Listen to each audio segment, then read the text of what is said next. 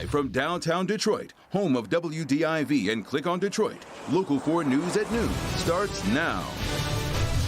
Some light rain will be moving through Metro Detroit. Brandon is here with a look at the timeline to help plan the rest of your afternoon. Plus, New York prosecutors now investigating the Trump Organization in a criminal capacity, ramping up pressure on the former president's personal business.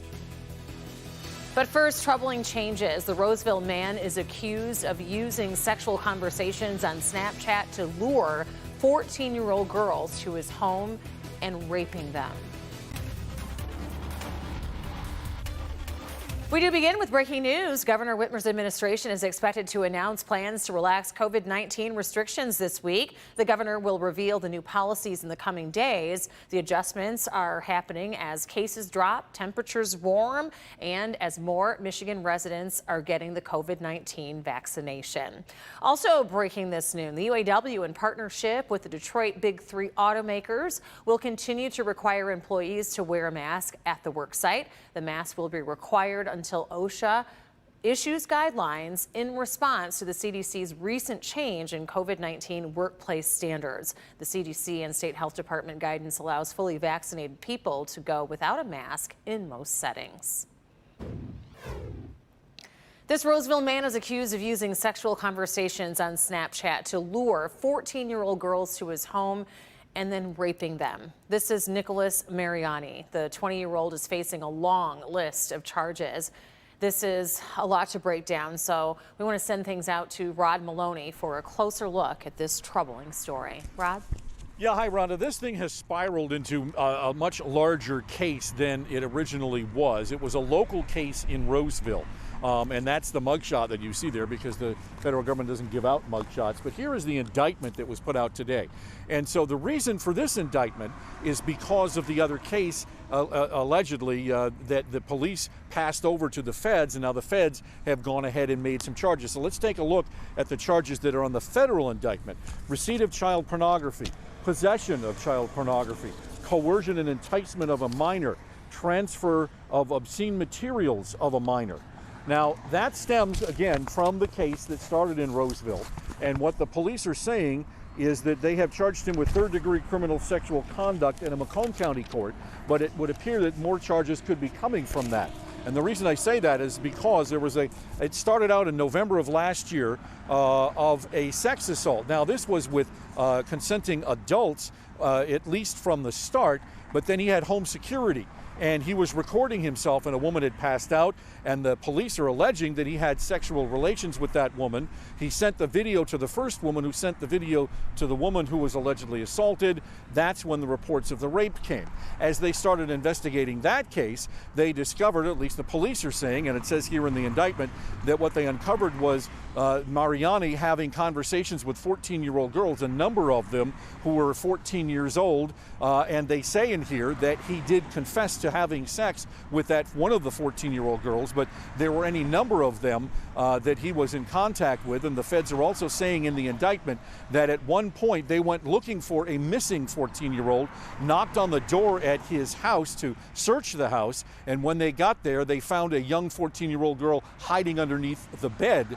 And so a lot of charges are stemming from that incident as well. So there's a whole lot to unravel here, but it's one of those frightening things where young teenagers using social media can find problems out there, and we'll certainly be checking more on this.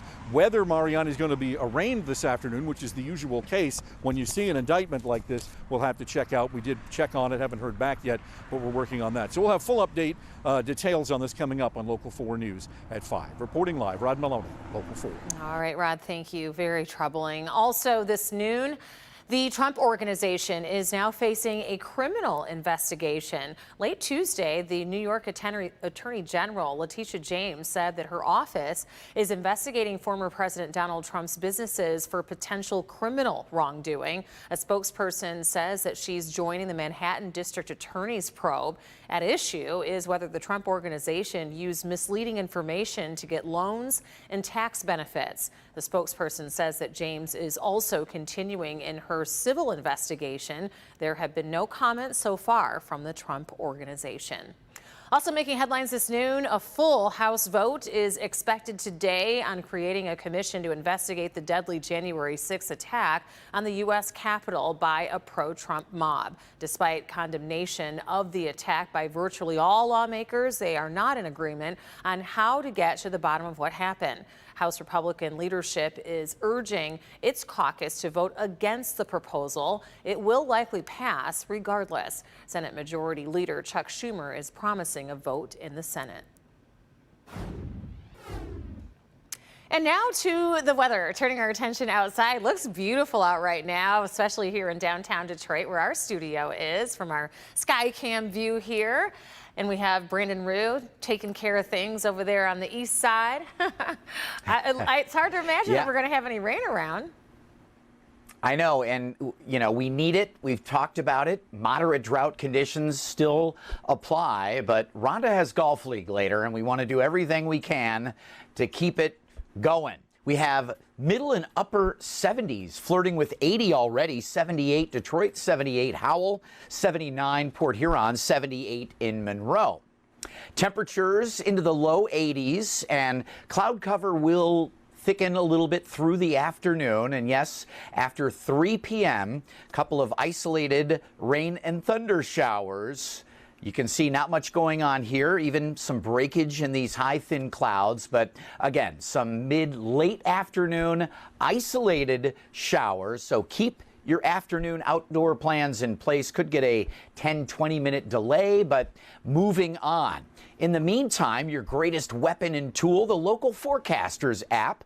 That way you can fire it up. You've got interactive radar right there just to see where you're going and where the potential showers are going, and everything you need to know about our local weather and weather around the world. The Local Forecasters app is free, Rhonda. Just search WDIV in your app store. All right, thank you, Brandon. Today marks 1 year since those failures of the Edenville and Sanford dams in mid-Michigan. Images we will never forget. This flood wiped out communities in the area. And as Sean Lay reports, those residents are still looking for answers into what caused those failures. Well, good afternoon, everyone. I'm standing right here at the Edenville Dam exactly 1 year ago at noon. People all over this area had no idea that that would be the day that this dam would finally fail after all the warnings that were given to dam owners. You're looking downriver because when the Edenville Dam failed, it caused the Sanford Dam down there to also fail, wiping out the town of Sanford. Signs of life here, signs of improvement. Brand new bridge here that got blown out with all of that water. Several lakes here were drained. The water just drained out of the lakes and went downriver, ruining so many homes, getting into the town of Midland. We're going to be here all day talking to all the people whose lives were impacted and see how the rebirth of this area is coming. We're in Edenville. Sean Lay, Local 4, back to you.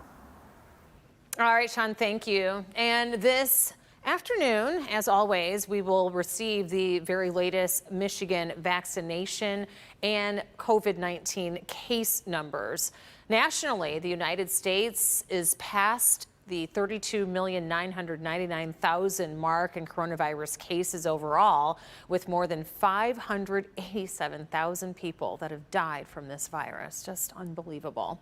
Right now, at least 60% of U.S. adults have had a first dose of COVID vaccine, and more than a half of those who got the shots in the past 2 weeks were people of color. The European Union agrees to reopen to vaccinated visitors. Visitors who have been fully vaccinated with an approved shot, or those coming from a list of countries considered safe from a COVID perspective, will be able to enter the country. The list of safe countries based on epidemiological criteria will be finalized on Friday. The new measures could go into effect as early as next week. Ford Motor Company has an exciting day. They're going to be unveiling its all-new electric F-150 Lightning tonight at 9:30 p.m. It comes the day after President Biden got to take it out for a test drive. The president said that the truck was quick, going from 0 to 60 in only 4 seconds. And I think he tried to test it out, hitting the pedal to the metal. There he goes. The F-150 is the best-selling U.S. car, and the EV version's success is crucial to U.S. efforts to shift the vehicle fleet to a more sustainable model. Still to come, the battles raging on. The conflict between the Israelis and the Palestinians continue. And is there an end to the violence? We'll take a closer look at that after the break.